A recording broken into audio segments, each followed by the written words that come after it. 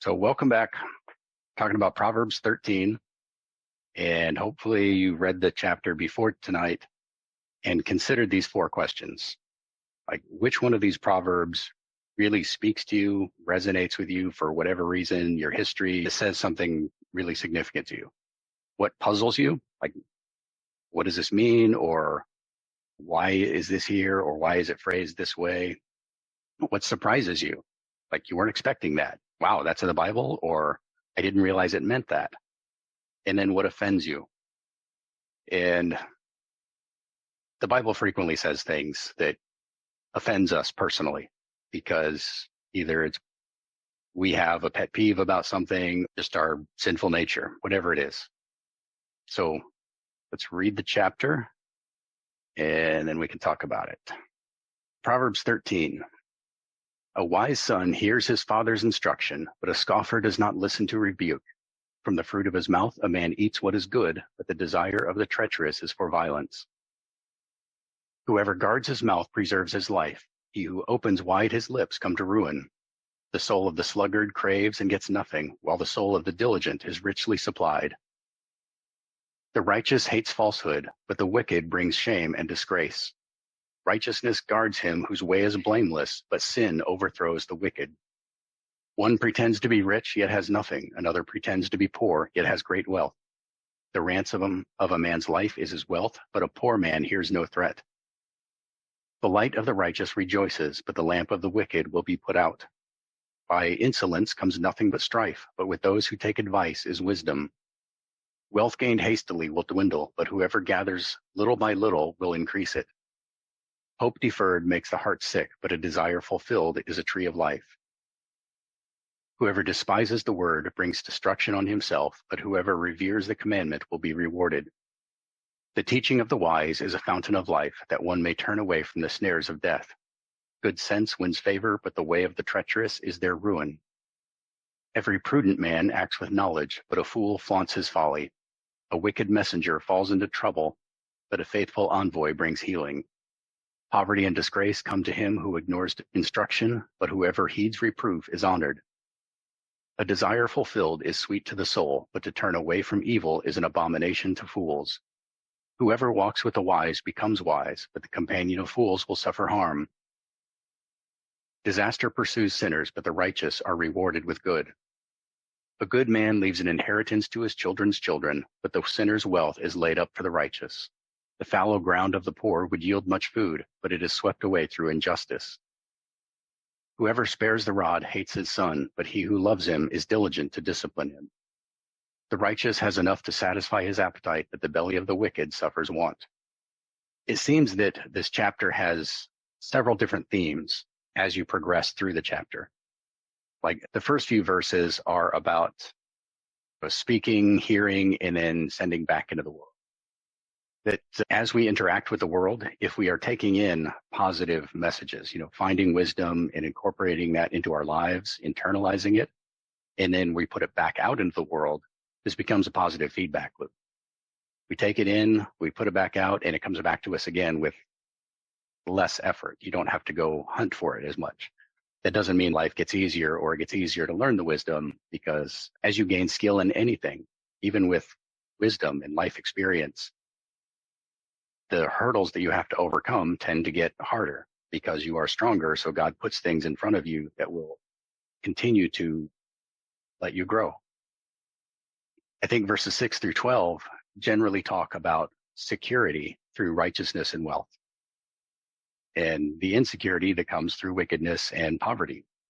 And then verses 13 to 21 are primarily talking about good and bad company and how the people around you can either help you become a better person or make you a worse person.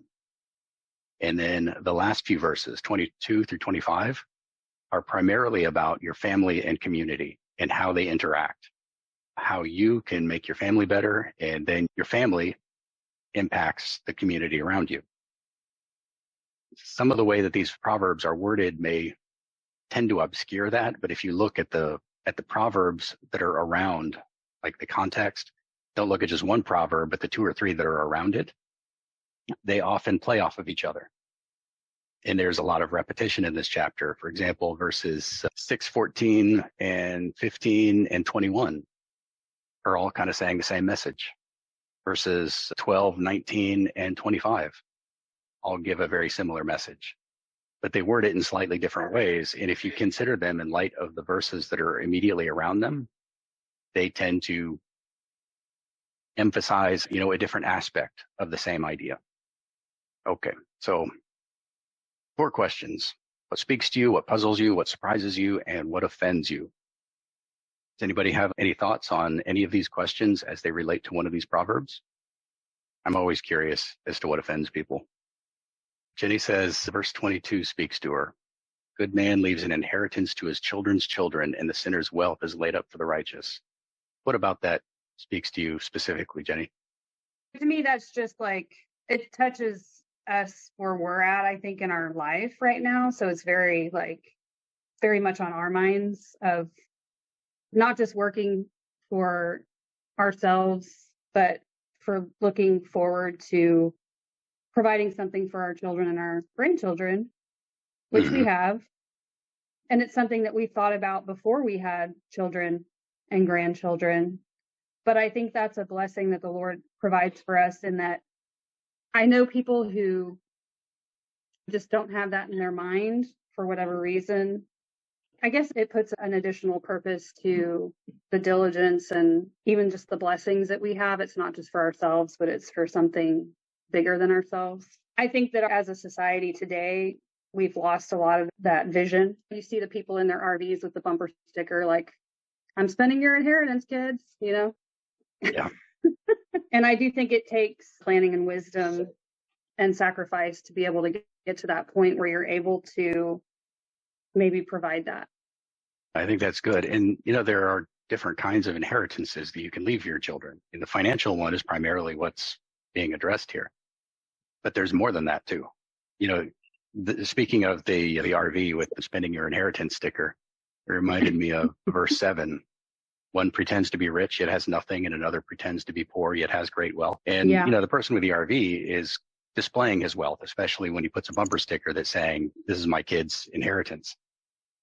But clearly there's something else missing, unless it's just a joke, to have a twisted sense of humor, and they're not really spending their kid's inheritance.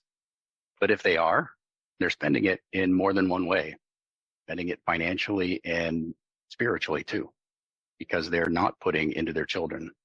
And they're telling their children that I don't really care about your future, let alone your kid's future. Yeah, that's good. I think verses 12 and 19, I think, really spoke to me. But I think that just like so many of these proverbs, there are multiple levels to these things. It says, hope deferred makes the heart sick, but a desire fulfilled is a tree of life. And then we go down to verse 19, and it essentially says the same thing, but kind of in reverse. A desire fulfilled is sweet to the soul, but to turn away from evil is an abomination to fools. And it's really the last half of verse 20 that I think is the more important key. Just like there are different kinds of inheritance and physical wealth, there are different kinds of desires. And if you think of this in light of James 4, bring that up. James 4:3, you ask and do not receive because you ask wrongly to spend it on your passions. If a person's desires are aligned with God's desires, then they will get what they desire. Their hopes will not be deferred because their hopes come in a time in which they are intended to come. But if they're always wanting things that are opposed to God, they're always wanting, whatever it is that they're asking for to satisfy their own passions rather than God's will, then they're always going to be thwarted. There's another verse in here that talks about how the wicked are never satisfied. Oh, here it is. The last one, 25. The righteous has enough to satisfy his appetite, but the belly of the wicked suffers want. And this is really saying the same thing, because the desire of the righteous is the desire of God. And whatever God's will is going to happen.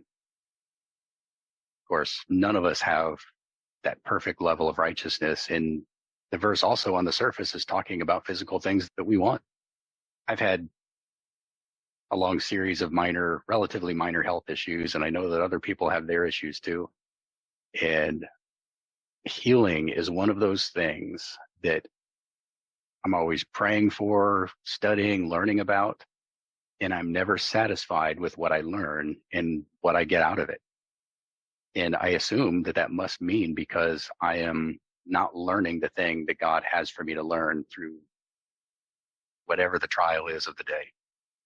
But I wish God would put up a big billboard on the highway saying, here's what you're supposed to get out of this.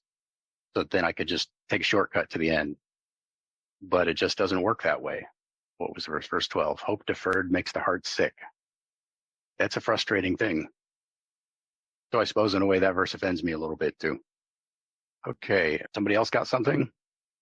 Anybody puzzled by any particular verse? Yeah, that's what I was going to say. So this wealth obtained from nothing dwindles, but one who gathers by labor increases it.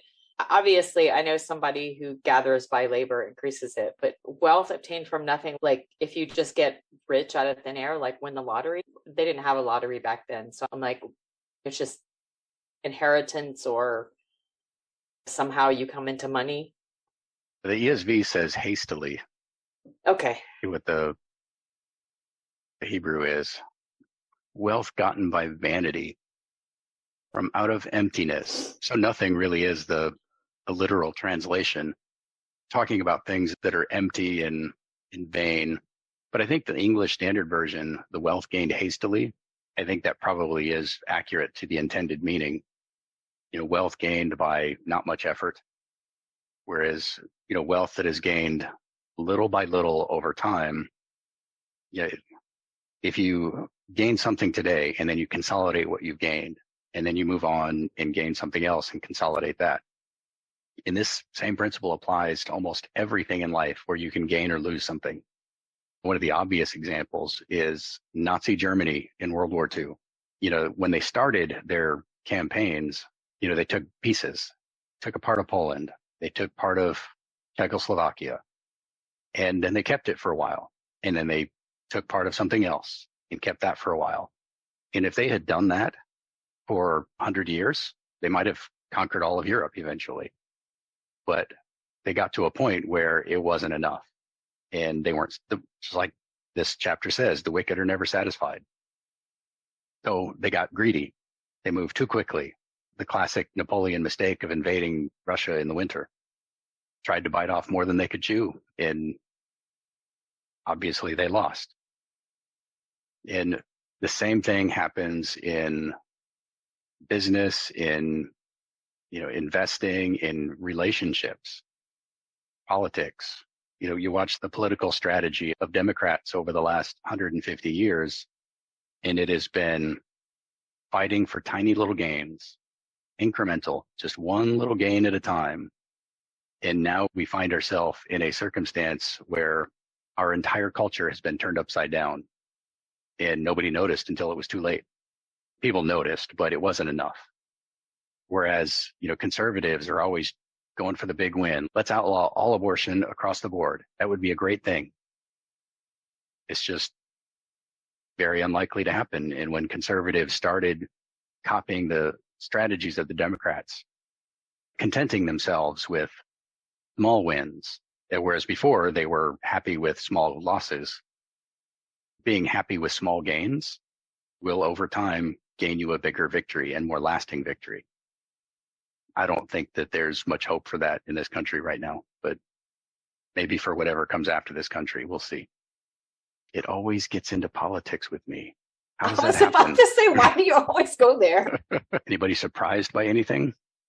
So verse 23 is kind of interesting that the fallow ground of the poor would yield much food.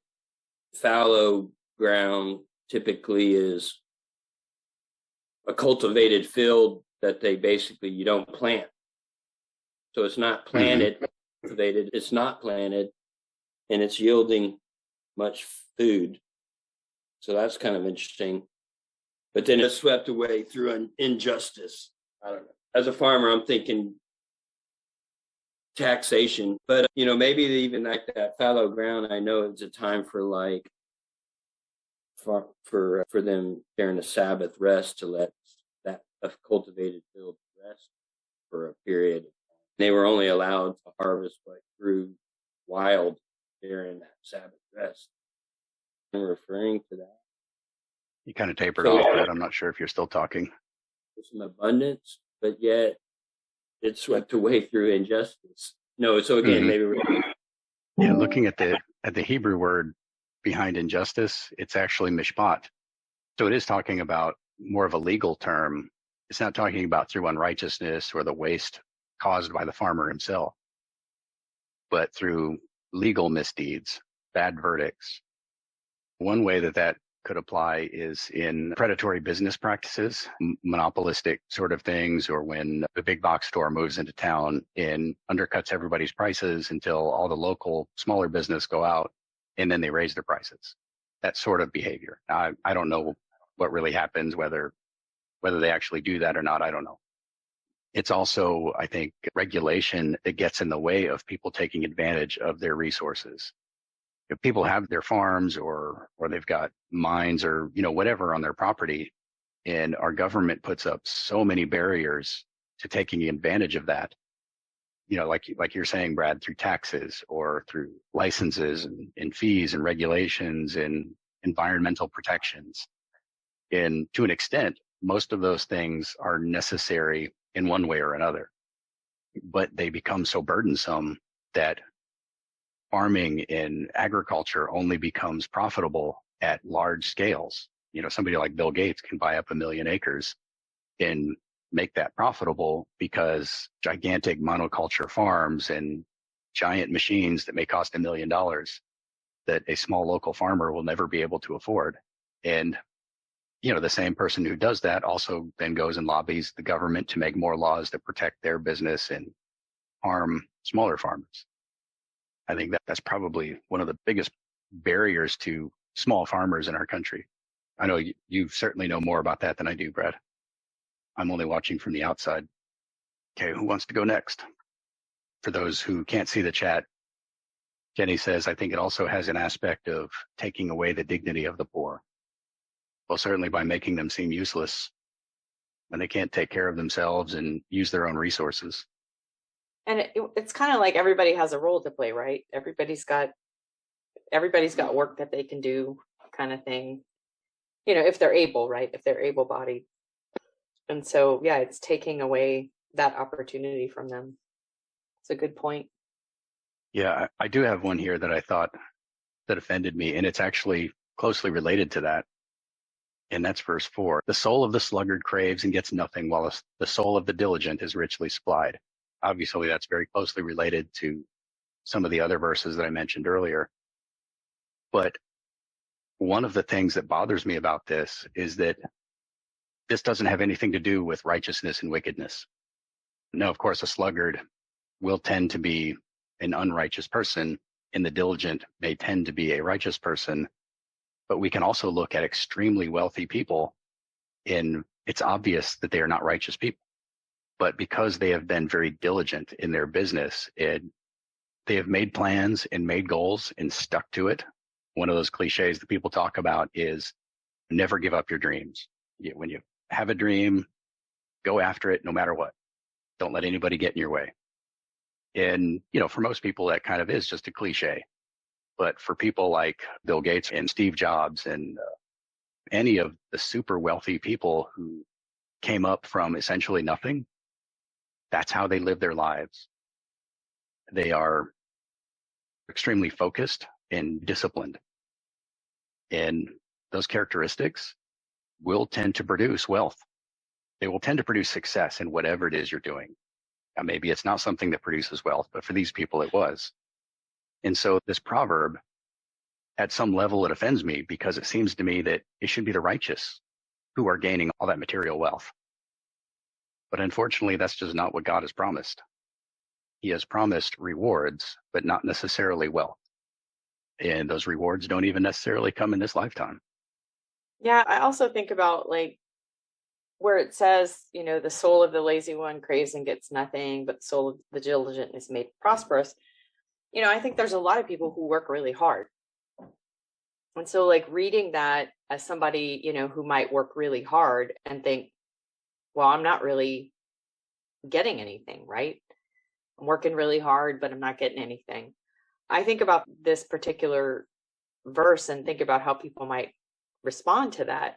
And you also have to think about the way that the world we live in is, the financial systems have evolved. And it's not that you didn't have rich and poor when this was even written. It's just that we have completely different ways and opportunities of getting rich. And there's kind of like secrets around how to really prosper in the ways that maybe like Bill Gates and some of these other people have. Yeah, they worked hard, but there's some interesting things about our financial systems, how the really rich get rich versus what it's kind of like all of our institutions.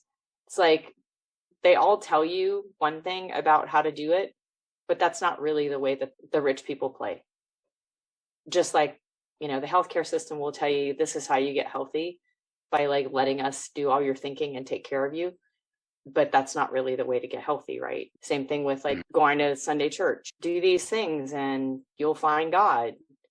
Maybe, maybe not. So I think that we have to take into consideration the context in which we live now and think a little bit deeper about why doesn't it really look like that for everybody?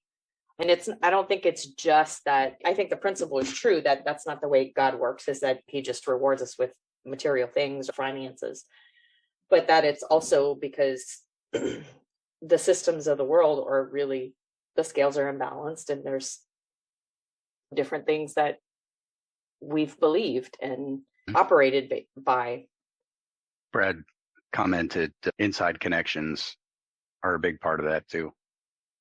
And definitely in business, inside connections are a big deal, and in politics as well.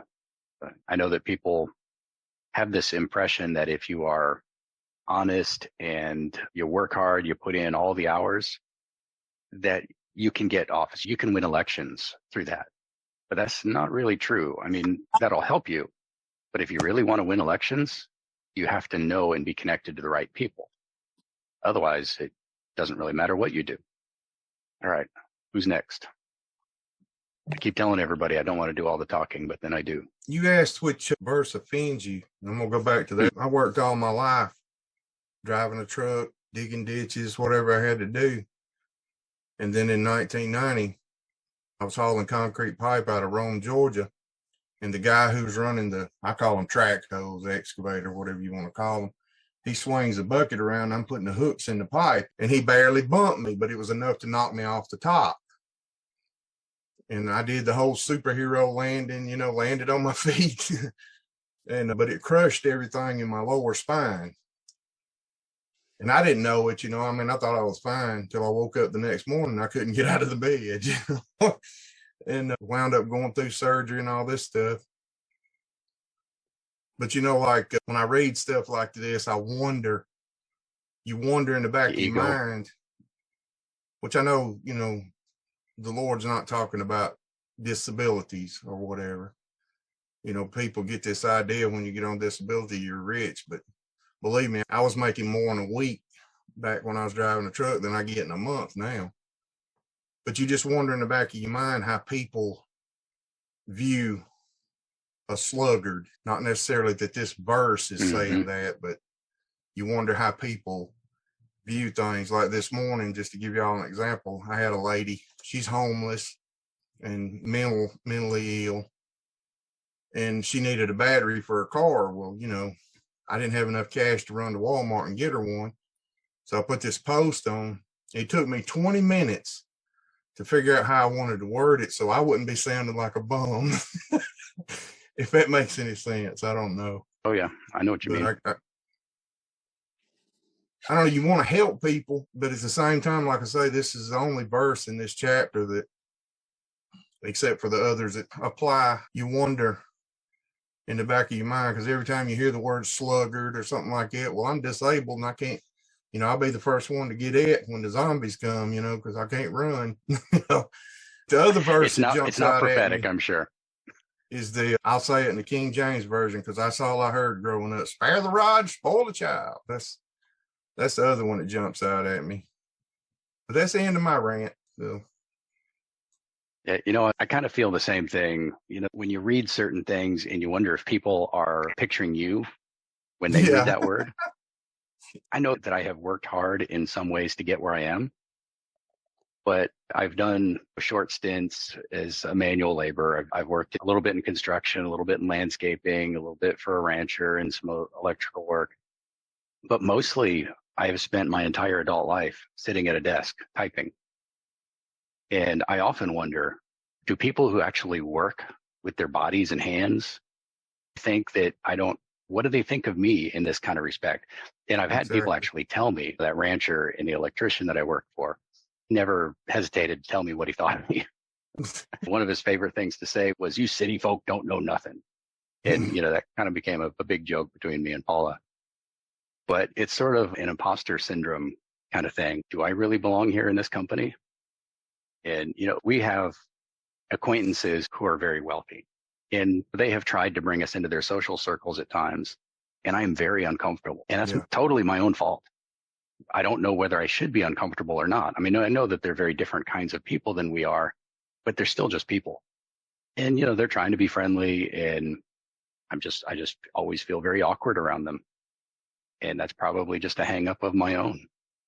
Well, I can't remember if it's Psych 101 or the next one, which I guess would be Psych 102. But there's a term that they use. But the funny thing about it is they apply it to a teenage girl, but it's called imaginary audience. This young girl, she goes to school, she goes in the bathroom, looks in the mirror, and there's a starting of a pimple on her forehead. So naturally, she wants to go home immediately, pretends to be sick to get out of school. And when her parents ask her, she's like, "Well, look, this pimple," and nobody else can see it, only her. But she imagined that everybody in her class, her peers or whatever, could actually see it and were making fun of her, and I wonder sometimes if I'm not that teenage girl. Yeah. I think we all are at times. But it's funny that they have all those terms for different self-esteem issues or whatever. Yep. Okay, so I have a question. Yeah, go ahead. So in 7, it says there's one who pretends to be rich but has nothing, and another pretends to be poor but has great wealth.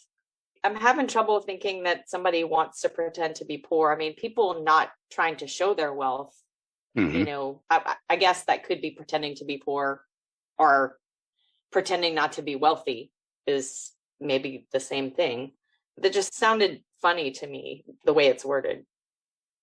Pretending to be poor but having great wealth. Yeah, it looks like a more literal translation is that makes himself poor, kind of like makes himself out to be poor, which really means the same thing, I think. This is a very good commentary on our modern culture, I think. Yep. Like people who drive the nice cars, but it's about to get repoed kind of thing. Just it's always about like trying to show like they're rich, but they don't have anything. They've got the new Lexus, but they live in a shack. Yeah. But there's a lot of ways that this is not just about financial stuff. Oh yeah, Brad just commented fake social media personas. Fake social media personas. Fake it till you make it. Yep. Or fake it and keep faking it. Yep. Yeah, ostentation is a real problem. And you can usually, not always, but you can usually tell, at least with people who are pretending to be wealthy, you can usually tell the ones who are pretending. Because it's ostentatious, poor taste. Although really, the whole idea of the nouveau rich, people who have just come into money and don't really know how to handle it, they often look like poor people who are pretending to be rich. And pretty soon that means that they might be poor people pretending to be rich again, because they don't know how to handle their money. I hope I wouldn't be one of those people. But since God has not seen fit to make me wealthy, I'm guessing that maybe I am, and he knows better than I do. But let's see. One that puzzled me, at least at first, is verse 9. The light of the righteous rejoices, but the lamp of the wicked will be put out. Well, the lamp of the wicked put out. I mean, that seems pretty clear. But the light of the righteous rejoices. I thought that was a strange thing to say. But, looking at the Hebrew word behind rejoices, it can also mean to brighten up. And the alternate meanings for that word, I mean, rejoices is a valid translation. And it seems to me that this might just be a poetic way of saying that it brightens. Like we talk about the flame, like the dancing light of a candle flame or something. It's not because it's dancing, it's just because it kind of looks that way and it's kind of poetic. So this gives a kind of a picturesque spin on this idea. The light of the righteous rejoices. It's a happy little light.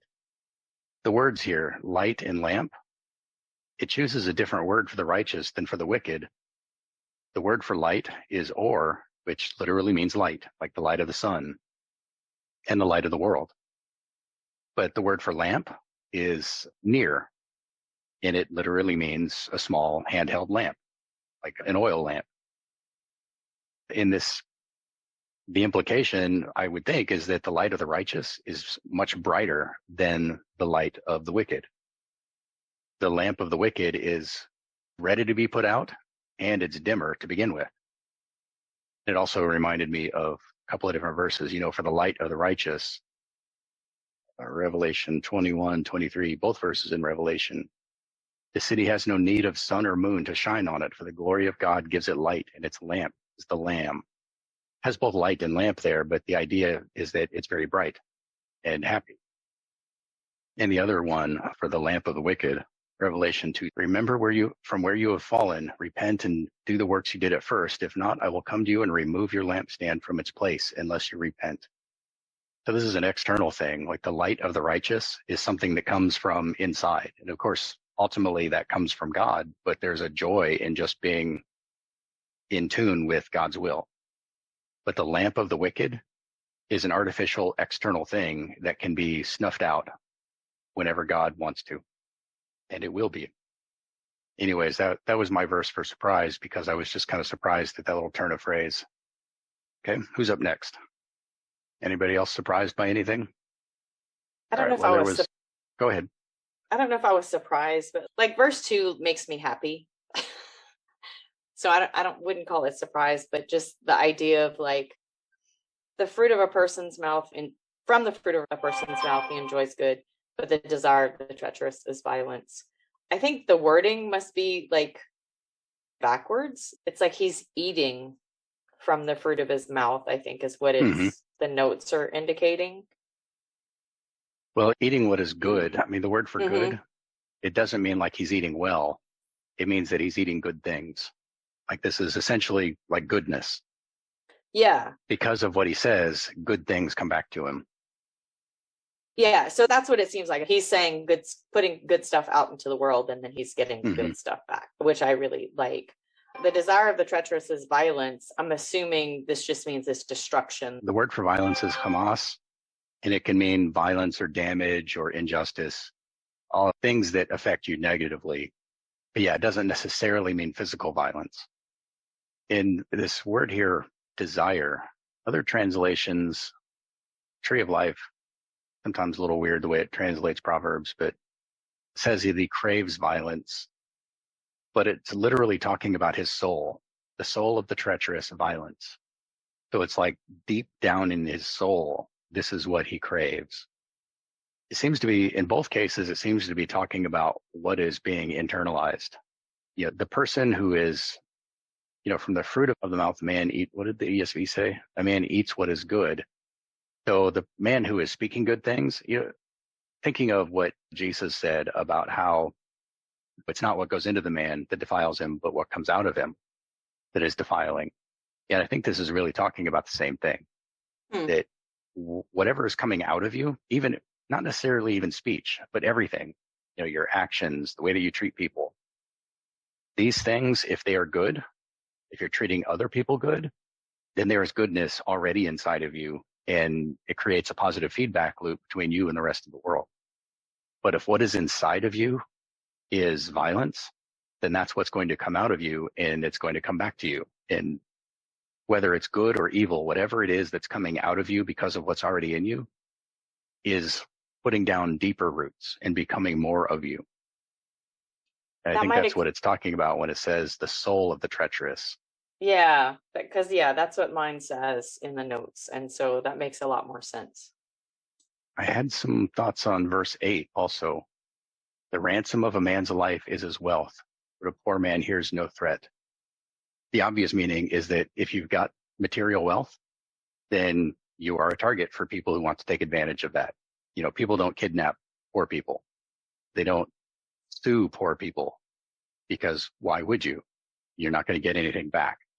So having wealth makes you a target for people who are out for unjust gain.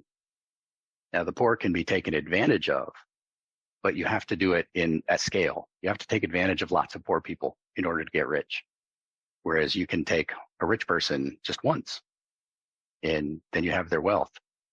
But looking a little bit deeper at this, the Hebrew word for ransom is kofer, it's spelled exactly the same as the Hebrew word kafer for atonement.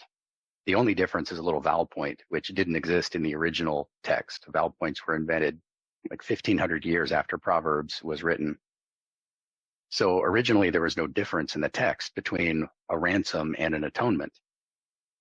And this comes out in the Torah, like if a person makes a vow of his life, like he dedicates his life to God, or he vows his life to the temple or something like that, he could redeem himself with an amount of silver. And that amount was set by Torah. It didn't go up or down depending on how much money you had. And I think there might have been exceptions for very poor people, but for the most part, it depended on your age and sex.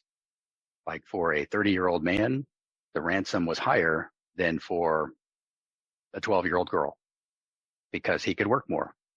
Financially, his labor was worth more over his lifespan. And I don't remember the exact amounts, but Torah lays it out in the rich and the poor paid exactly the same. But this says that, this seems to be implying that there's a different ransom for a rich man than a poor man. So even though it has that connection, it isn't necessarily talking about that. But it also made me think of Mark 8:37. What can a man give in return for his soul? And then also Jesus' statements about how much more difficult it is for a rich man to get into the kingdom of heaven. And it's not because being rich is a sin or anything like that, but because he has so much more stuff, so many more concerns in the world. A poor person may have more worries of a different kind, but they are worries about how am I going to eat? How am I going to put a roof over my head? Where they're not complicated worries for the most part. A rich person has he doesn't have to worry about what he's going to eat or where he's going to live, but he has all these complicated worries about legal issues and payroll and is somebody cheating me, and he's got to deal with accountants and lawyers and all this stuff. And his life becomes more complicated, and it's easy to get distracted and lose focus on the things that are really important. And it doesn't really matter how much money the man has. He can't buy his way into the kingdom of heaven. He's got to be able to get past all that stuff. All right. So the 4 questions. Anybody else have anything they want to add in here? I've got notes on almost every verse, so we could talk for a couple more hours if you want to, but nobody really wants that. Paula doesn't believe me that I could. Yeah, I don't really believe that you could. I think that's a dare. Well, we just have to find the right button usually, right? So there's so much, but like we've hit a lot of the verses. Mm-hmm. Should we talk about the rod? I did want to talk about that, but it's interesting in verse 5, it says a righteous person hates a false statement. So this is like, false statement, a lie, whatever you want to call it. Yeah, it literally says false words. But a wicked person acts disgusting and shamefully. So it's like one is speaking, and then the other one is exhibiting a behavior. So I thought that was interesting. How or one is about speech, I should say, and then one is about like how they're acting. So I thought that was interesting, like that it's kind of a comparison. I just thought that was interesting. Yeah, that's a good point. I didn't get that out of there, that it's actually comparing what the righteous person hates to what the wicked person does. The righteous hates to even speak something false, whereas the wicked not only doesn't mind speaking it, he doesn't mind doing it. And don't we see that in our culture right now? There was another proverb in here. Trying to find it. Oh, verse 16. Every prudent man acts with knowledge, but a fool flaunts his folly. There are multiple levels to this and multiple ways that you can take it. But a prudent man acts out of a place of knowledge. He finds out what's going to happen if he does this. Doesn't make a decision without finding out some information. In business, there's an adage that they say, decide quickly, change your mind slowly, or something like that. It is important to act quickly when you know what to do. But acting quickly when you don't have any idea, when you're ignorant of all of the factors, that can be very dangerous. One thing in our modern culture where this comes out is the things that people talk young children into doing, into cutting off body parts because of how they feel today. They don't understand what they're doing. They don't understand the consequences. Whereas the parents and the doctors and the teachers who talk them into this, those people do know the consequences. And that is so evil on such a deep, insidious level. And they talk children into making permanent, life-destroying changes to their bodies on transient emotions, on, I'm feeling weird today. Oh, you must be a boy, even though you look like a girl. Let's cut some parts off. And they're going to destroy somebody's life. And although, this says that a fool flaunts his folly, but really it's talking about fools rushing in. Fools rush in where angels fear to tread. That's because the angels know better. They know that these are dangerous things that are going to have life-altering consequences that you can never come back from. But we encourage children to make these choices all the time. Well, not all the time. It's not like everybody in the country is doing this. They're just getting a lot of press. And so it's on the rise because of the social pressure. There's a psychological term for that, I think. I don't remember what it is, but yeah. Another political rant. And the rod, as long as we're on treating children and bad decisions, Dr. Spock, somebody should have taken a better rod to him. But, I've never read any of Dr. Spock's books, and I don't really see any point in it. But he convinced an entire generation of people to be really bad parents. Every child is different. Every child needs a different kind of discipline. You don't have to spank or strike, any kind of corporal punishment for every child. And you don't have to do it all the time with any child. But there is a time for corporal punishment at some point in the life of almost every child. And you can't reason with a 3 or 4 year old. They just don't have the life experience or the intellectual capacity to be able to understand cause and effect, and how what they're doing today is going to have this cascade of effects in the rest of their life. They don't have the ability to create the good habits based on knowing what's right and wrong. So sometimes you have to do something to them that helps them learn on their level, that creates the habit for them.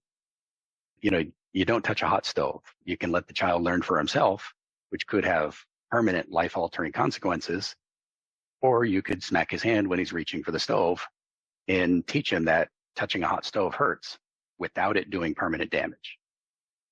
But if you take his hand away, like pull his hand away, and then you talk to him about it, I'm sure that there is some child out there where that is actually a useful strategy.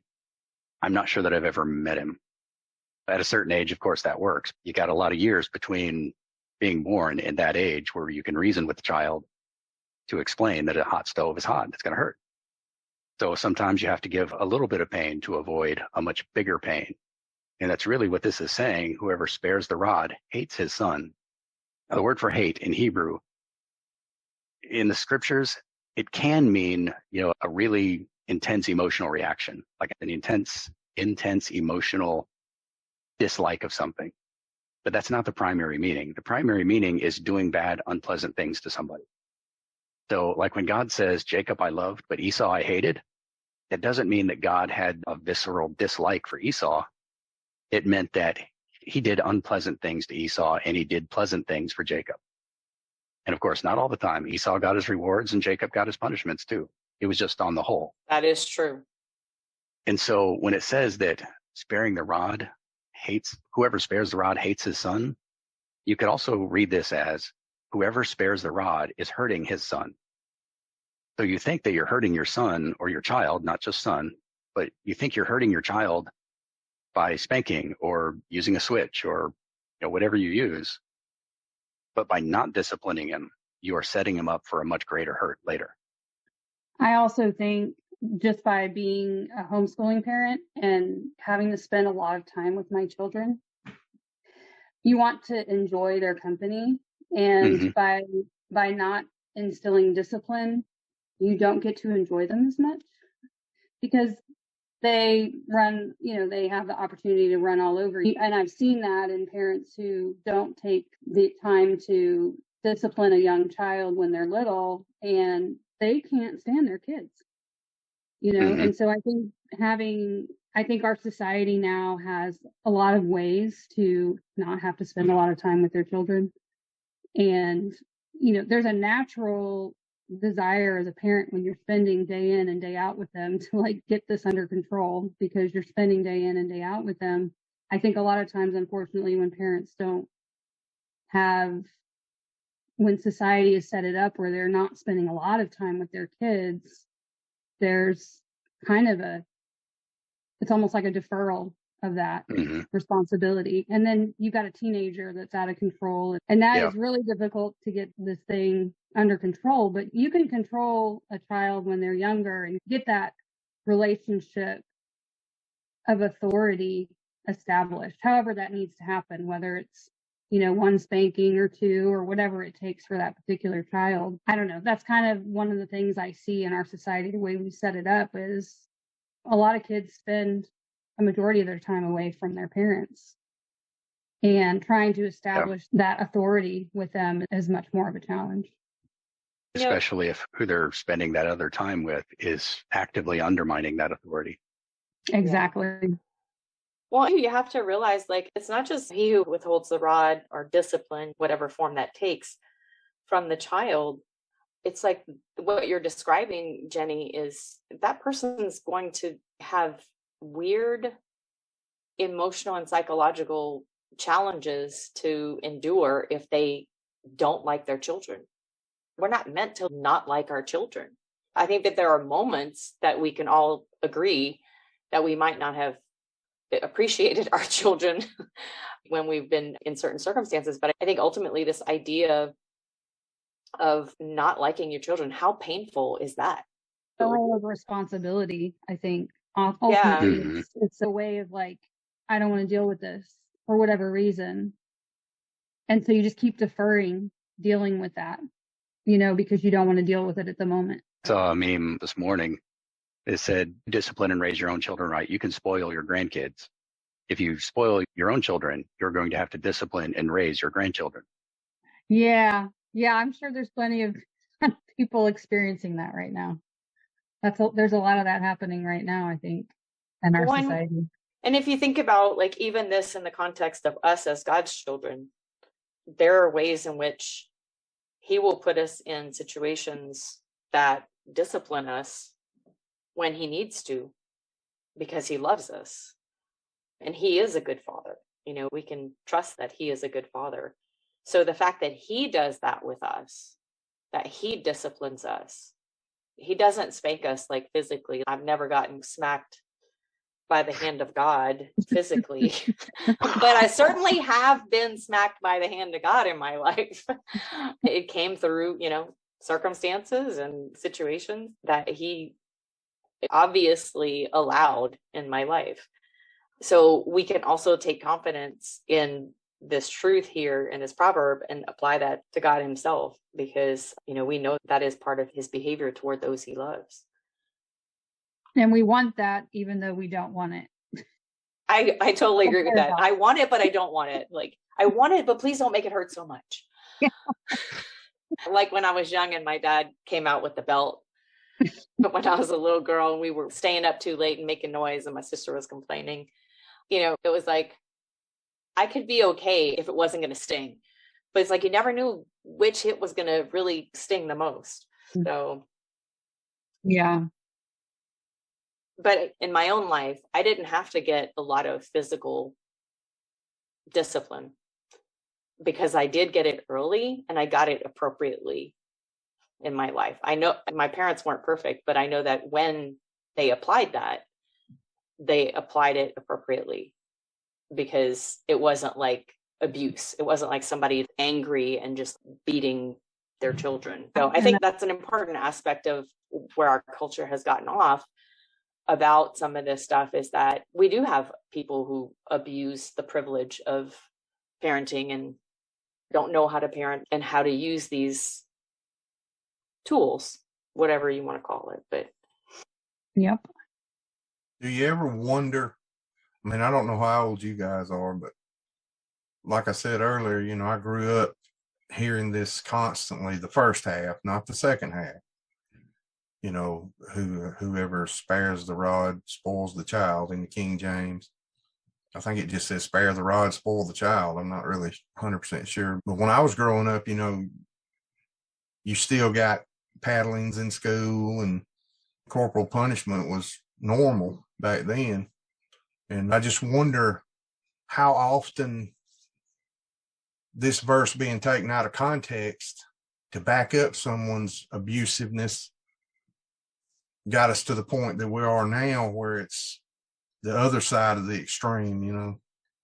I think that's probably a big contributor to how we got here. A lot of people experiencing abuse by people who used maybe this verse to justify their actions, right? Throughout history, we see people doing that kind of stuff. They use the scriptures to manipulate and support their behaviors and their own interpretations of what it's supposed to be like. And that's not a new thing. Even that's what the serpent in the garden did. Okay, question. In my little notes here, it says, like the second half, but he who loves him is diligent to discipline him. And it says, or who loves him disciplines him early. Is that like I don't know the Hebrew. So is that just another way of saying that, like, is early in there? Or is that just like another way of? It looks like it's in there, at least in Young's literal translation. It has the hastened, and whoso is loving him hath hastened him chastisement. Meaning not delayed. So it's like, yeah, probably that's what it means. But King James says betimes, but that doesn't really mean anything to me. Because it's kind of like what we were speaking to earlier, was like, if you wait until they're older because you're just fed up, you've kind of wasted your opportunity there. But I think, like you were saying, Robbie, about just the first half, but the second half saying, but he who loves him, so it's out of love, he's diligent to discipline him, which means he's not waiting or putting it off. He's paying very close attention to what it takes to keep that child in discipline. Not by hitting, but by keeping the child under your authority, I would assume, is what that kind of means. I think too, the early or not delaying can also be applied to the idea of, like, in a timely manner when something happened, in the moment of not delaying, so that if a child is not of an age to be reasoned with, you have to do something that they understand. You can't delay it. Oh, you mean like psychologically? Store and you need to get the shopping done, and the child being difficult at the very beginning, and you've only gotten one grocery item, and yet you have to deal with this. It sounds like you have experience with this, Jenny. Yeah. Yeah, you know, like every sermon on this verse points out that don't spank when you're angry, that kind of thing, and that's true. But it's also true that you shouldn't wait too long, because it needs to be connected. I mean, just like with a puppy, if you wait too long to discipline a puppy, it has no idea why you're disciplining it. And so it doesn't work. I realize children aren't puppies. Children are not puppies. The same principle applies, even though you can wait. You might be able to wait a couple of days, but yeah. Brad in the comments says that when necessary and appropriate and in due measure. And I think the Septuagint, I don't read the Greek either, but the Brenton translation of the Septuagint words that carefully chastens him at the end. And that could indicate that the translators of the Septuagint, the Jewish sages in 200 or 300 BC, that's how they understood it, that it was a measured and appropriate response or it was a considered response and not just a reaction. Yeah. And I think that's what in the conversation, and like, as we kind of think about all the different aspects of this, it's like, there's a lot to consider in choosing how you're going to discipline your children. It's not just something you just willy-nilly do. You have to be very thoughtful about how you're going to do that. And that comes before the children need it, first of all, I think. But then also in the moment, being able to, because you've also considered a lot of things and you're kind of paying attention and watching and trying to figure this out, it's like you still have to be able to think and process these things in that moment. Like, you have to know what the due measure is for something that a child does at that moment. It goes back to what Jenny was saying, is like putting it off, and the opportunities we have in our modern culture to just not be with our kids and not have to be the ones with them, and all the things that contribute to that. It's like people don't have the bandwidth or time in a lot of ways, or they don't believe that they have the bandwidth and the time to consider these things and really be judicious about how they discipline their children. Part of that is just obviously the enemy stealing and killing and destroying the way that he loves to do, keeping people occupied, blind, whatever it is, to all the things God really wants for us to be doing. It is taking this time to consider our children and what we're doing in raising our children, to be so thoughtful in how we raise our children, because it's like everything. Like, you're contributing to the creation of an adult human being that will have an impact on their community and the world around them. Like, that's huge responsibility. There's just this disconnect now that we have with what people say they know what they're really doing when it comes to, like, we're having children, we're raising the future. As a culture, I don't think we have a connection with that anymore. Well, I think too, one of the things that comes to mind is that this isn't out of the context of our relationship with the Lord. And as a parent, even in the beginning as a spouse, you're learning self-control and patience and all of these characters that are being built up in you as a spouse before the children.